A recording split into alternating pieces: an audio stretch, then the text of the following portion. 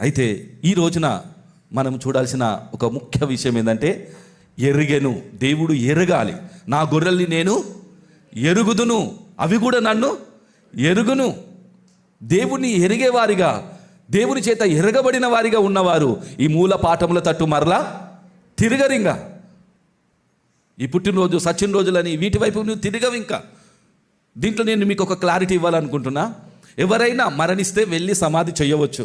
ఆ రోజున ఏమైనా భోజనం చేస్తే కూడా చేయవచ్చు. మట్టికి మన్నుగా అప్పగించేంత వరకు అక్కడ జరిగే కార్యక్రమంలో నువ్వు పాలు పొందవచ్చు, ఏడవచ్చు, అక్కడ భోజనం కూడా చేయవచ్చు, ఛాయ్ కూడా తాగవచ్చు, అక్కడ కావాల్సిన పాడే కూడా మూయవచ్చు, అన్నీ చేయవచ్చు.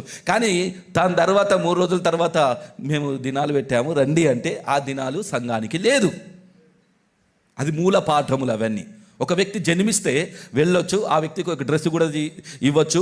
కొత్తగా ఒక వ్యక్తి ఈ భూమి మీద జన్మించాడు కనుక తనకు ఆ సంతోషంలో మనం అక్కడ స్వీట్ కూడా ఇవ్వచ్చు. దానికి ప్రాబ్లం లేదు. ఎందుకంటే లైవ్, అదేం దినం చేస్తలేం, పుట్టాడు కాబట్టి లైవ్లో ఏం చేస్తున్నాం, మనము ఆ వ్యక్తికి స్వీట్ ఇస్తున్నాము. కావలసిన కేకు కూడా ఇవ్వచ్చు, కావలసిన ఆ వ్యక్తికి కొత్త బట్టలు కూడా ఇవ్వవచ్చు. ఆ సంతోషంలో నీవు ఆ రోజున చేస్తుండొచ్చు. కానీ మళ్ళీ సంవత్సరానికి, ఒక సంవత్సరం అయిందంటే బర్త్డే చేస్తాం, మళ్ళీ సంవత్సరంలో చెయ్యొద్దు. ఒక వ్యక్తి పెళ్లి చేసుకుంటున్నారు, పెళ్లికి వెళ్ళొచ్చు, కానీ పెళ్లి చేసుకున్న అదే దినాన మళ్ళీ ఆయన దాన్ని ఏమంటారు,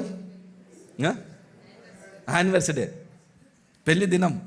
ఈ దినం లేదు మనకు, కానీ పెళ్లి రోజు వెళ్ళొచ్చు. ఈ 3 వెళ్ళొచ్చు. మనిషి ఒకరోజు పుడతాడు, ఒకరోజు చేస్తారు, ఒకరోజు పెళ్లి చేసుకుంటాడు. ఈ 3 ఉంటాయి కాబట్టి ఈ లైవ్లో ఉన్న వాటికి మనము వెళ్ళవచ్చు. మనం ఎక్కడికి వెళ్ళొద్దా కాదు, ఈ 3టికి వెళ్ళొచ్చు, పర్మిషన్ ఉంది. అందులో కూడా ఏమైనా ఆచారాలు చేసేది ఉంటే అందులో కూడా నిన్ను నువ్వు కాపాడుకుంటూ ఆ పెళ్లిలో వెళ్ళొచ్చు. అది చావు విషయంలో కానీ పుట్టినరోజు విషయంలో కానీ వెళ్ళి ఆ విధంగా దర్శించవచ్చు. కానీ అదే పేరట నేను పుట్టాను కదా పలానా దినాన, మరలా సంవత్సరానికి నాకు పుట్టినరోజు ఉందండి రండి అన్నప్పుడు ఇవన్నీ ఆది శిక్ష, అంటే ఇవన్నీ మూల పాఠములు. వీటి విషయంలో మనం ఏమైపోయాం, చనిపోయాం. కాబట్టి లైవ్లో ఉండే పుట్టినరోజు కానీ, లైవ్లో ఉండే సచిన్ రోజు కానీ, లైవ్లో ఉండే పెళ్లి రోజు కానీ మనం వెళ్ళవచ్చు. దానికి ప్రాబ్లం లేదు. ఇప్పుడు క్లారిటీ అయిందా? అసలు ఇంకా ఇక్కడికి వస్తే మేము మొత్తానికి ఎక్కడ వెళ్ళొచ్చు. కొందరి లోపల ఉంటుంది కదా, అరే బాబు ఈ విధంగా నేను రక్షణ పొందుకుంటే ఇంకెక్కడికి వెళ్ళొచ్చు. ఈ 3 విషయాలు తప్పకుండా నువ్వు వెళ్ళవచ్చు. ఎందుకంటే నువ్వు దేవుణ్ణి ఎరిగిన తర్వాత ఆ మూల పాఠములు నీకు అవసరం లేదు.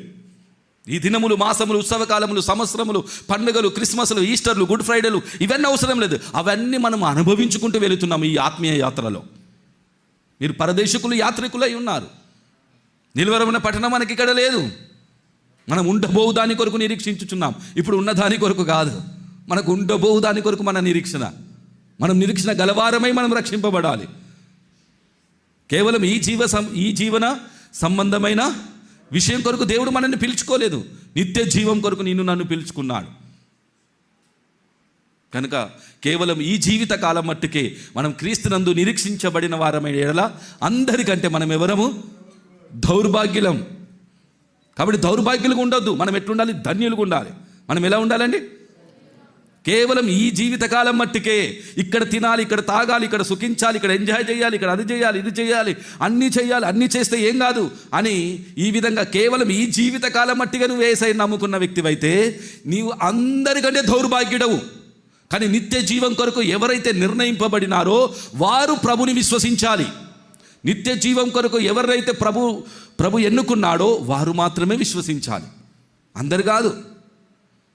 అందుకే కొంతమంది ఆనందిస్తారు, కొంతమంది మహిమపరుస్తారు, కొంతమంది దేవుని చేత నిర్ణయింపబడిన వారు, నిత్య జీవం కొరకు నిర్ణయింపబడిన వారు విశ్వసించిరి అని రాయబడింది. అంటే దేనికోసం విశ్వసించాలి యేసయ్యను, ఏం పొందుకోవడానికి విశ్వసించాలి?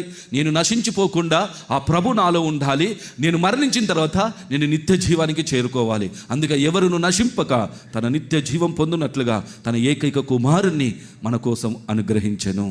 హల్లెలూయా.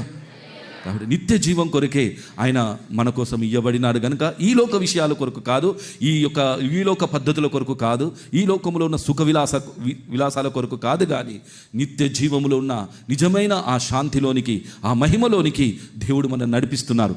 ఈలాగున మీరు రక్షింపబడి మన ప్రభు అయిన యేసుక్రీస్తు యొక్క మహిమ పొందుటకు మీరు పిలువబడితిరి. ఇదే మన జీవితంలో జరగాలి.